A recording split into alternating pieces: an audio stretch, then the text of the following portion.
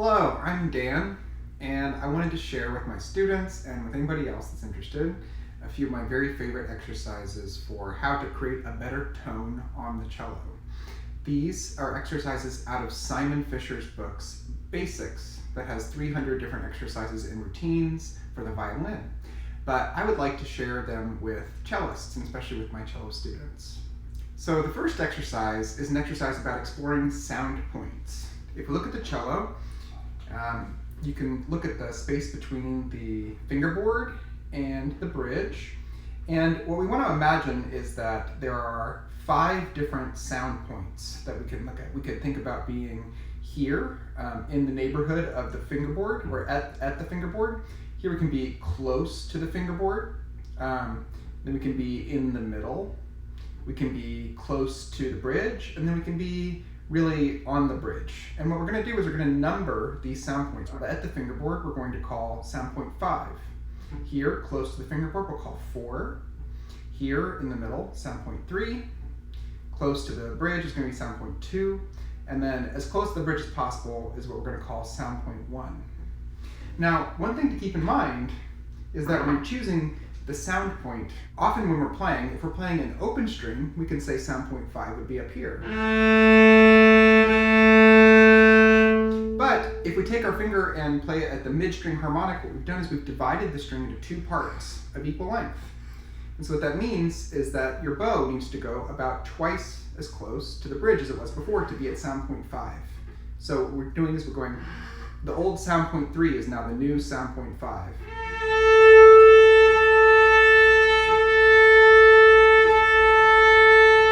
So although sound point 5 with the open string is up here, sound point 5 when we're midway down the string would be midway closer to the bridge again. So we want to make sure that our bow is tracking whatever position that we're playing with our hand so that we can have the right sound point to make the right kind of sound. So this first sound point exercise is really a sound point exploration. Now what we're going to do is we're going to pick any note. You can pick any note on the cello, and I would try playing different notes. You could try doing it on the A string, you could try doing it once in the G string, you could try in different positions, different notes. But right now, let's just pick a nice resonant note, like C on the A string. So what we're going to do first is we're going to play this note on sound point 5. And we're going to try to make it the most resonant, pure sound that we possibly can. Now what I want you to do is when you're playing this note, I want you to imagine that you're trying to get the string to vibrate as roundly as it can. Because what that means is that the string is totally free, totally unencumbered. It will be loud and pure and filled with overtones. So you might actually watch the string and see that you can try to maximize how wide that you can get the actual string to vibrate just by playing with your bow on sound point 5. So it's going to be a pretty fast and a pretty light stroke. And what we want to do is find the right combination of pressure and speed so that we can get the string to vibrate as wide and open as possible. So let's try that out here.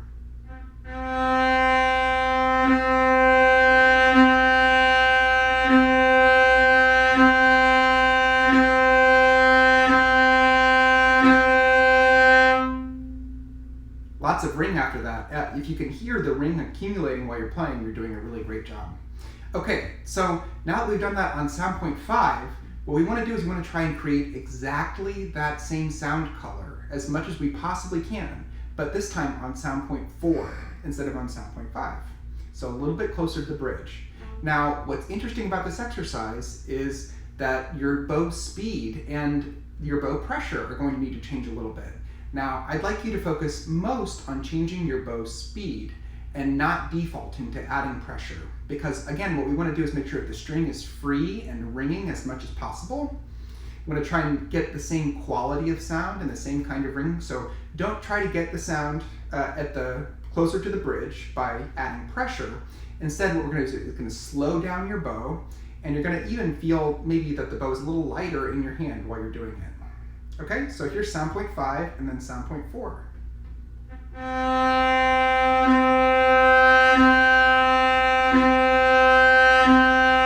I'm going to go to sound point 4 and try to keep the same sound quality.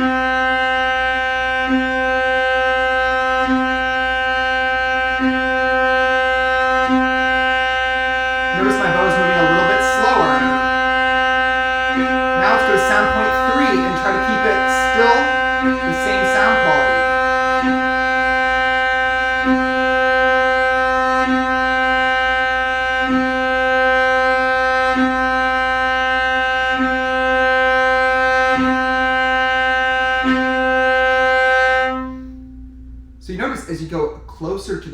from sound point 5 to 4 to 3, the bow is going to start to feel like there's resistance, like you're pulling the bow through the string a little bit as it's moving slower, and the string is going to open up. We're going to get even more ring and even more overtones as we're going a little bit closer to the bridge. Now you'll notice we went from sound point 5 and we tried to create the most ringing sound and even sound that we could. We went to sound point 4 and tried to create exactly that same sound color, trying to keep it as full and open and ringing as possible, not louder, not quieter. Now we're going to we went to sound point 3 and we did the same thing.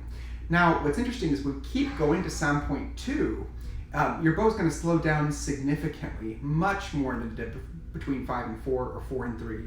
And then we're going to go to 1 afterward, as close to the bridge as we can, and see how slow our bow is going to go to try and get that same sound color with the string vibrating as widely and openly as possible.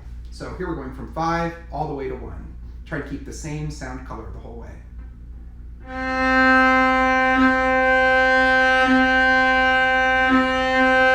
Here's 4.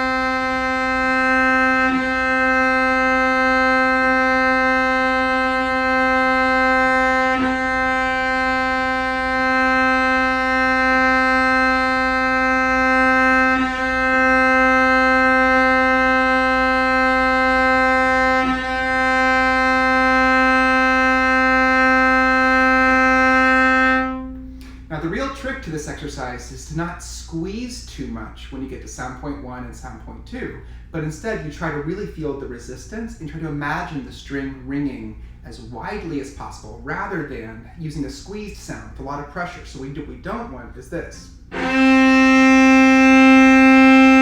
you're squeezing the bow and adding a lot of pressure. Instead, we want to try to use as little pressure as possible to keep the string with that same amount of ringing and that same wide swing and wide circular action throughout the string. So the sound is free and open. And I think that you'll find while you're doing this is that there will be much less pressure close to the bridge than you're expecting. In fact, you probably need to be very gentle with your hand and really feel the resistance, maybe that you're pulling the bow away from the string or pulling the string away so that it will spin around and around instead of pushing down on it so it will get squashed.